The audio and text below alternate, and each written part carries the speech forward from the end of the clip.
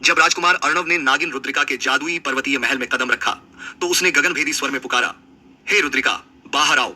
मैं तुम्हारे 7 रहस्यमयी सुरंगों को पार कर यहां तक पहुंचा हूं। अब मैं तुम्हारी चालों को मात देने आया हूं। जहरीली मुस्कान के साथ नागिन अपनी स्वर्णिम परछाई के बीच प्रकट हुई और कर्कश स्वर में बोली, तो तू वही मनुष्य है जिसकी प्रिय राजकुमारी का मैंने अपहरण किया है, और लगता है तू उस सन्यासी से मिला है जिसने तुझे मेरे मायाजाल की जानकारी दी है। परंतु तू देर से आया। तुम्हारी कोमल शीतल वर्णी राजकुमारी मेरे नागलोक के सौंदर्य और विषपूर्ण सुख में डूब चुकी है। उसकी कराह और चीत्कार मेरे कानों में अमृत जैसी लगती है। ये क्रूर और अपमानजनक शब्द सुनकर अर्णव का खून खौल उठा, परंतु उसे स्मरण हो आया उस दिव्य ऋषि का उपदेश।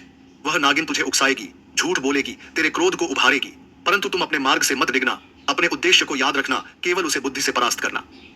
राजकुमार अर्णव ने संयम से काम लिया और शांत स्वर में बोला, मैं युद्ध करने नहीं आया रुद्रिका।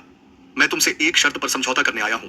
यदि मैं तुम्हारे 7 कठिनतम प्रश्नों का सही उत्तर दूं तो तुम मेरी प्रिय राजकुमारी को मुक्त करोगी और सदा के लिए इस संसार से लुप्त हो जाओगी। नागिन ने फुफकारते हुए जोर से ठहाका लगाया, हा हा हा, मनुष्य, तू मेरी शक्ति को नहीं समझता। मैं रुद्रिका हूं, नागिनों की रानी। मेरे विश्व से देवराज भी डरते हैं, परंतु तेरी हिम्मत की दाद देती हूं, इसलिए तेरी परीक्षा अवश्य लूंगी। पर सुन ले, यदि एक भी उत्तर गलत हुआ तो तुझे नागमूर्ति बनाकर अपने महल की चौखट पर सजाऊंगी। अर्णव ने दृढ़ स्वर में उत्तर दिया, स्वीकार है।